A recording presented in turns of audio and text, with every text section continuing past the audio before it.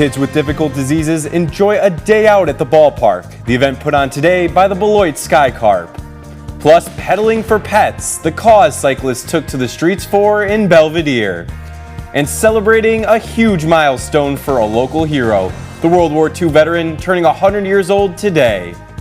Live from WTVO 17, this is Eyewitness News at 5. Good evening, I'm Blake Dietz. Thanks for joining us this evening. We'll get to those top stories in just a moment. First, a late-night house fire in Belvidere has left one resident injured. Firefighters were called to 1200 Columbia Avenue around 10:30 p.m. Saturday night for reports of an electrical fire. Crews found a tree had fallen on power lines that are going to the home. Multiple departments were called to extinguish the fire. Damage is estimated to be $70,000. One resident was injured, as I said, in the incident. Their status is not currently known. The cause of the fire is still under investigation. A powerful moment in Beloit today. Before the Sky Carp took the field, they honored 5 local kids, each with a different medical condition, getting the day to band together and continue their fight. Eyewitness News reporter Tyler Sorensen was at the game to see how one small moment can be so much more. Before the first pitch of the Sky Carp game came the opening pitch, one that started on a whim. A couple months ago, I went on social media and I said, is there anybody out there that knows of a deserving person for a first pitch? Be it either you've done great things in the community or maybe you're facing an illness, whatever that may be, right? That whim became the Courageous Warriors Day, with the Sky Carp honoring 5 local kids that have all been battling different serious health issues, giving them a day to not think about what they're battling, on top of showing them they are not alone. It makes me feel good that more than one person is going through this, and it's not just me. Andrew is just one of the 5 kids that threw out the first pitch, including Sophia, Charlie, Nathan, and Wesley. Andrew has been battling acute lymphoblastic leukemia, with his mom saying Sunday was a day they get to enjoy. So to know that there's that support and they get that 30 seconds away from everything or get to enjoy life a little bit as a kid is phenomenal. While the day was for the kids, it was also for the parents, showing them that people truly want to help. To hear them cheering him on just gives us a little bit of hope, and it's an emotional toll on mom just to see that there's people that actually care. I feel like just motivated that I want to do everything I can to help them as much as possible, and if that's just good energy, I'll let it be good energy, but I'm going to continue to try to do what we're doing. Reporting in Rock County, for your home team, I'm Tyler Sorensen. Furry friends in Boone County got some extra support today, all thanks to a local American Legion post. The second annual Pedal for Paws fundraiser kicked off at the American Legion Post 77 in Belvidere this morning. Bicyclists and motorcyclists went away to raise money for Boone County Animal Services, ending at Buchanan Street Bar. Last year, the inaugural Pedal for Paws raised over $1,000, and organizers say they expect to donate even more this year. Everybody was shocked about it, and so we just wanted to give back, and yeah, and the animal shelter is more than ecstatic that we gave them $1,100 in cash from just the local donations we gathered in one day with only 6 of us. So we had a good response from the community. Organizers say they plan to continue the annual event, hoping to grow and give back more to the shelter every year. A local World War II veteran celebrates a milestone birthday. Happy 100th birthday, Uncle Joe! Joe Montalbano, also known as Uncle Joe, celebrated his 100th birthday today. The centenarian received a Purple Heart for his service in World War II. He served in France and in Germany. Today, he still remains active in the community through church and supporting other veterans. His grandkids say it's simply a blessing to see him continue to serve. It means a lot to have my grandpa around for most of my life through childhood and well into adulthood. He's been a big part of it, and so it's so good for him to be a part of it and see. I have 2 little boys here that I brought with, and he knows them and gets to see them, so it's been great. Same with myself. I have a daughter as well, so we were very fortunate that he gets to know his great-grandchildren as well. Of the 16 million Americans who served in World War II, the VA estimates just around 66,000 are alive today. Happy birthday from all of us, Joe. The All-In Volleyball opening weekend tournament wrapped up just a few hours ago. It's the 5th straight year the volleyball tournament has been held at the UW Health Sports Factory. Over that time, organizers say the event has grown into the largest two-year college women's volleyball event in the country. Over 80 junior college teams participated over the weekend. Between participants, coaches, officials, and spectators, close to 8,000 people visited the Forest City. That's an estimated economic impact of over $1 million. One tournament official says that the tournament's development in Rockford has been outstanding. The growth has been amazing. They're coming from all over the country, far north, New York, far south, Florida, far west. We've got Kansas, North Dakota. So teams are literally from all over, and referees from all over the country as well. Texas, Florida, Alabama, California. So we're bringing in not only high-level athletes to play at this tournament, but also we're doing a ton of referee training and development. Rock Valley College finished the tournament 0-6. Following President Trump's deployment of National Guard troops in Washington, D.C., the president is planning similar deployments in Chicago and Baltimore. After the break, what state and city leaders are saying in response to Trump's threats. It was a cool morning across the state line, and it wasn't much warmer for the afternoon. We only made it to 73 degrees. A few more cool afternoons in store. I'll let you know just how chilly some of our overnights could be. It's coming up in just a few minutes. First, it was California, then Washington, D.C., and recently close to home in Chicago. Now President Trump is offering to send members of the National Guard to Baltimore. It's in response to the governor's invitation to attend a public safety event there next month. ABC's Jay O'Brien has more from the White House. Tonight, President Trump threatening to expand his National Guard surge in Washington, D.C. to include other Democratic-run cities like Baltimore. In a post on social media, Trump, writing Maryland Governor Wes Moore, asked that I walk the streets of Maryland with him. If Wes Moore needs help, I will send the troops, which is being done in nearby D.C., and quickly clean up the crime. Governor Moore previously hailing Baltimore's recent decline in violent crime and telling Trump to keep the city's name, quote, out of your mouth.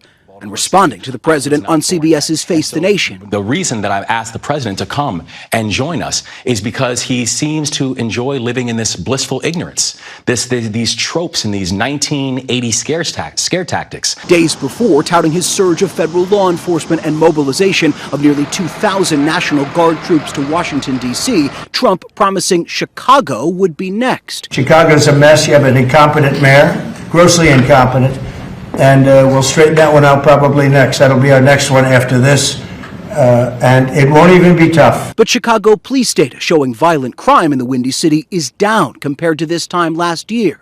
At a block party Saturday, Mayor Brandon Johnson responding. What's being painted by the federal government is false. We love one another. We support one another. We put our arms around one another. We invest in one another because we know that we are our best keepers of one another. Illinois Governor J.B. Pritzker also pushing back, saying there is no emergency in his state that warrants Trump's federalization of the Illinois National Guard or deployment of active duty troops.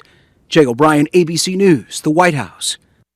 With temperatures in the 70s and below, it's felt more like a late September weekend than the dog days of summer. After the break, meteorologist Jordan Wolf will time out when the August heat will make its return and if we're in for any rain during the upcoming week. His forecast is next. Now, your first warned weather forecast from meteorologist Jordan Wolf.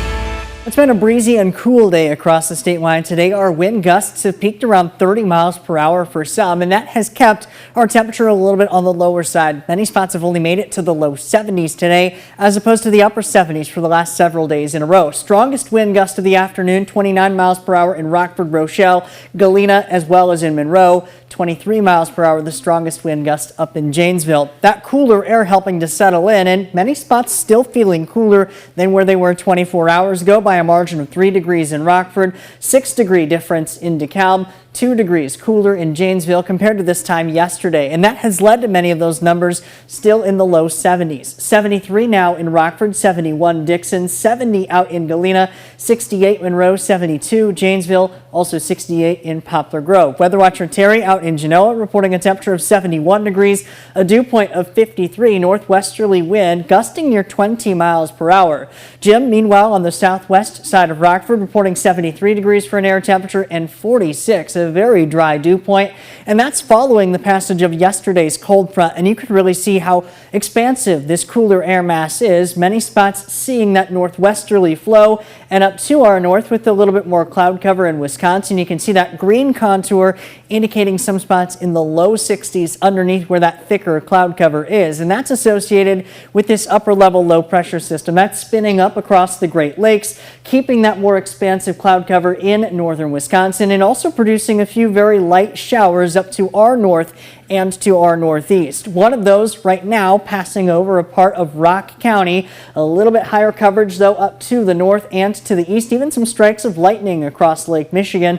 We are not going to see any lightning here locally, but we might get the isolated potential for a stray shower, mainly to the north and east of Rockford. That threat would only continue roughly through sunset, and that's when things will start to wind down and also start to clear us out a little bit. This is our Mercy Health SkyTrack camera out in Bull Lake, Wisconsin, looking up to the north. You can notice that cloud that's producing that light rain shower, not very tall in nature at all, and that's why our thunder and lightning threat very, very limited here today. You have to have those really tall growing cumulonimbus clouds to allow for any of that lightning to occur.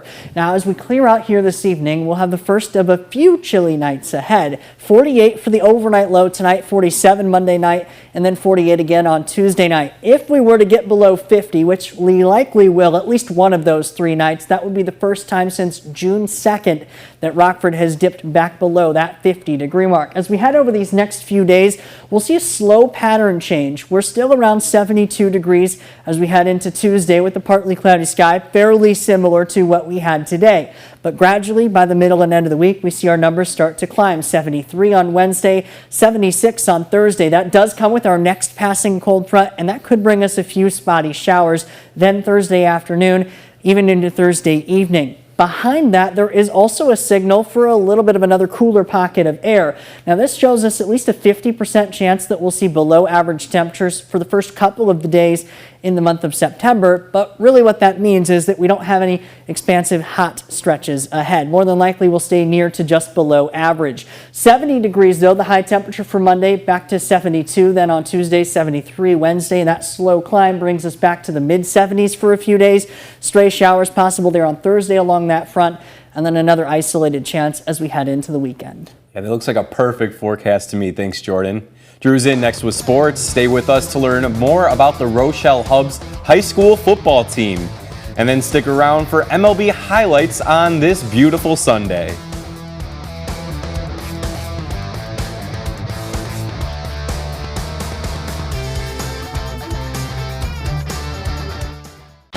Now sports with Drew Collins. Rochelle Hubs preach physicality in their wing tee offense. Coach Kidzik believes it's more than just the key to football, but credits it to the way of life in Rochelle. The Rochelle Hubs have placed first or second in the Interstate 8 Conference in the last 4 seasons. A combined conference record of 19-3 sets the tone for another successful year. Just, our kids believe in what we're doing. And, we've had a lot of good groups come through here in the past, and really it's just like the kids want to make their own mark on history. The Hubs graduated 21 seniors, but they had 3 1,000-yard rushers and 2 of them returned this season. Dylan Manning and Roman Villalobos combined for a ton of yards and over 32 touchdowns, and they are set to do it again. Roman and Dylan, just straight dogs, honestly. Well, I think that embodies our community. We're just a blue-collar, community, and so the way that we play football is, as physical as we can. We run the wing tee, which a lot of teams have moved away from. And with wing tee, you won't move the ball unless you're physical. So We put in work in the weight room, out here on the practice field, you know, even on Saturdays. So being physical is definitely the biggest part of a Wing T program. Just growing up, my dad taught us smash mouth football. That's all Rochelle is, just putting it to the opponent. And we work hard in the weight room, everything. Coach is on us. We just going to give it our all. Junior tackle Adam Kobos is a monster in the trenches. He already has many visits with many D1 schools. Parker Slattengren and Marco Belmonte round out a great line. 6'7" Warren Schweitzer, Brody Metzger, and junior Brody Burns are some serious weapons to add to the mix. And senior Van Gerber will take over as QB1. Van Gerber, yeah, he's really athletic. He plays multiple sports. I think he's really ready to fill the role of the starting quarterback position. We're every day working on team bonding, and we hope to, you know, come out on top of the conference every year, and we hope we can make a deep run this year in the playoffs. It'll be a battle with Sycamore in the conference, but the Hubs are back and possibly even better. The expectations are sky high for the Hubs this season. Tomorrow we will continue our previews with Winnebago at 5 and 6 and Dakota at 9 and 10. Cubs and Angels, the Cubbies are trying to snag the series sweep before their West Coast road trip continues. This one's still in progress. The Cubs lead 4-3 in the bottom of the 8th. King Tucker, Nico Horner, and PCA have all brought in runs. I'll have the highlights later tonight. Game 3 of the Twins and White Sox series in the South Side. Chicago scored 14 runs in the last 2 games. Today they tacked on 8 more. That's a total of 22 runs scored in just this weekend series. Maybe even more impressively, they shut out the Twins today. 4 pitchers combined for the shutout dub, and Colson Montgomery homered for his 3rd straight game. The Sox dominate and win 8-0. That's sports. We'll be right back.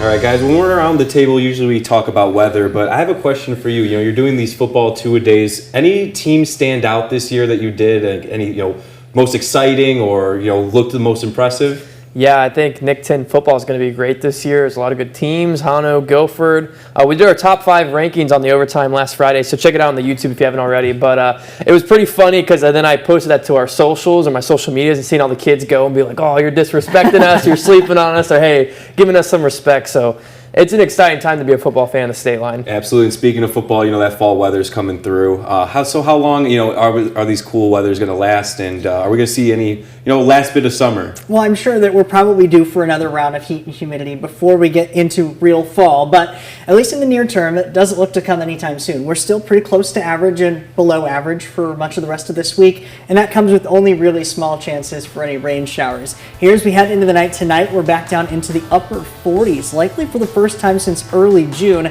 only back to 70 for tomorrow afternoon. There is a slim chance for an isolated sprinkle or two Monday and Tuesday afternoons, slowly returning our temperatures back near, but still below average by next weekend. All right, thanks guys, and thank you for joining us. That's our show. We'll see you at 10.